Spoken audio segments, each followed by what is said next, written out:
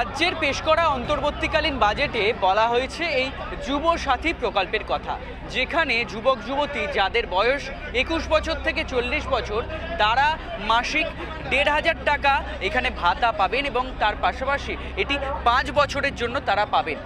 সেক্ষেত্রে দীর্ঘক্ষণ লাইনে দাঁড়িয়ে বেকার যুবক যুবতী তারা এই ভাতা বা প্রকল্পের আওতাভুক্ত হওয়ার জন্য অপেক্ষা করছেন। সেখানে তাদের দাবি কি রয়েছে, হঠাৎ তারা এই প্রকল্পভুক্ত হতে চাইছেন কেন, চাকরি কি তারা কেউ করেন না, কি কোয়ালিফিকেশন রয়েছে, একাধিক দাবি থাকে, একাধিক প্রশ্ন থাকে। আসুন তাদের মুখ থেকে তাদের এই বিষয়ে যে বক্তব্য সেগুলো আমরা শুনব।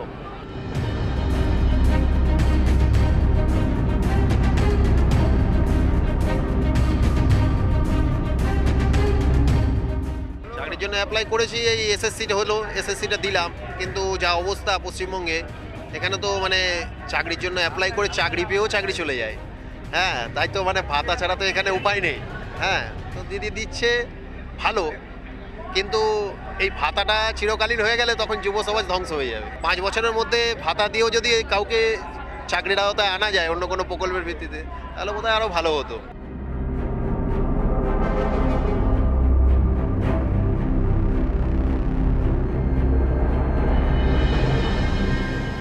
ব্যাংকে, ফিনান্সে সব জায়গায় ট্রাই করেছিলাম, বাট কোনো ভালো আপডেট বা রেসপন্স পাইনি। এবার দেখা যাক কি হয়। হ্যাঁ, আমি আমার মানে গ্র্যাজুয়েশন অবধি তো পড়েছি, তো আমি মাস্টার ডিগ্রিটা যদি করতে পারি তো খুব ভালো হবে। চাকরি যেটা করতে গেলে যেটা বেসিক মানে এসেনশিয়াল যেটা আর কি ইংলিশ, তো আমার মাস্টার ডিগ্রি ইংলিশে করার ইচ্ছা আছে, এবার দেখা যাক কী হয়।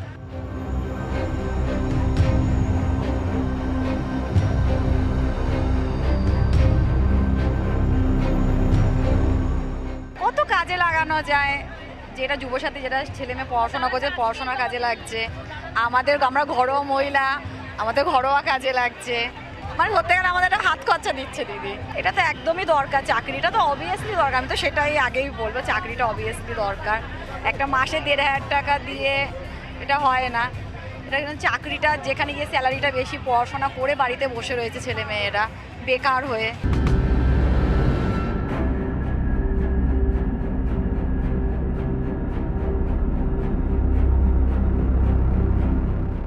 আমি বটানি অনার্স নিয়ে পড়ছি। ওটাই আমি নিজের পড়াশোনার কাজেই চালাবো। এখনকার সময়ে যে চাকরির যা অবস্থা, তো এমপ্লয়মেন্ট তো দরকারই খুব বেশি করে, এবং এই ফিউচারে কি আমরা কি করতে পারি সেটা খুবই ইম্পর্টেন্ট, কারণ এত কিছু পড়াশোনার জন্য আমাদের হেল্প করা হচ্ছে। দেন এরপরে যদি আমরা চাকরির জন্য তো যাব না, তখন যদি হেল্পটা পাই তখন আরও বেশি ভালো হবে আমাদের জন্য।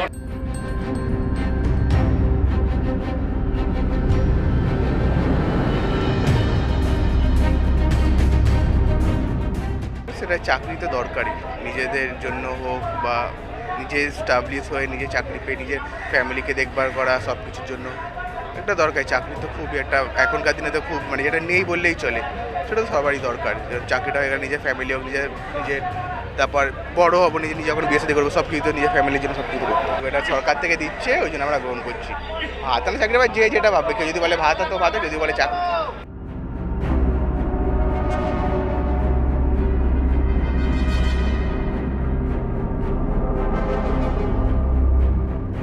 এই টাকাটা পেলে মানে সরকারি চাকরির জন্য যে আমরা পড়াশোনাটা করবো বলে ভেবেছিলাম, সেই কাজে আগাতে পারবো, এবং তাতে আমাদের একটুখানি খুব আরও মানে সাহায্য হবে আর কি। ফিনান্সিয়ালি প্রবলেম, ধরুন আমি এখন একটা কোনো সরকারি চাকরির পরীক্ষা দিতে যাচ্ছি, তার জন্য তো আমাকে তো কোচিং করতে হবে, পড়াশোনা করতে হবে।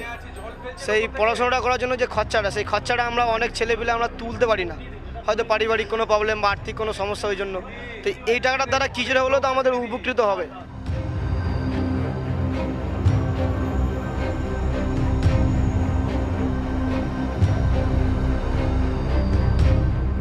ভবিষ্যৎ তো ভাবনা চিন্তা আছে। অ্যাকচুয়ালি ও এডুকেশন লোন নিয়ে বাইরে গেছে, তো আমরা যদি ভাতাটা পাই সামান্য কিছু অন্তত হেল্প তো হবেই। চাকরিটা দেখুন, চাকরি সার্ভিসের ওপর কিছু হয় না। ভাতা দিয়ে তো আর সার্ভিসের সাবস্টিটিউট হয় না, সেটা কখনোই না। এটা সামান্য একটা হেল্প বেকার ভাইদের জন্য, ছেলে মেয়েদের জন্য এটাই। কিন্তু চাকরির কোনো সাবস্টিটিউট নেই। চাকরি হলে সবাই খুব খুশি হবে, যুব সমাজ উপকৃত হবে। সুতরাং সার্ভিসই আর কি।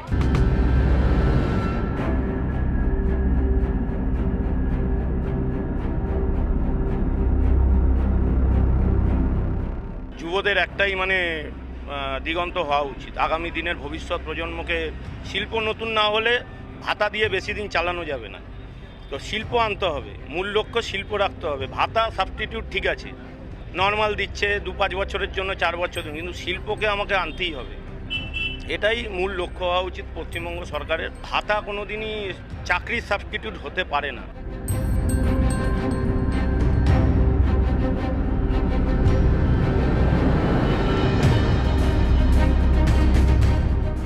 কেউ মাস্টার্স কমপ্লিট করেছে, কেউ আবার চাকরির পরীক্ষা দিয়েছে, কিন্তু তারপরেও তারা চাকরি পায়নি। অবশেষে রাজ্য সরকারের শুরু করা এই নতুন প্রকল্পে তারা অংশগ্রহণ করছেন এবং সেখানে মাসিক 1,500 টাকাই ভাতা পাওয়ার জন্য অপেক্ষা করছেন। কিন্তু তাদের মনে প্রশ্ন রয়েছে যে একদিকে যেমন এই ভাতা তারা পাবেন, সেক্ষেত্রে হয়তো খুচরো যে খরচ সেগুলো তারা চালাতে পারবেন, কিন্তু যদি স্থায়ী ইনকাম দরকার, তার জন্য চাই চাকরি, সেই চাকরি তারা পাবেন তো?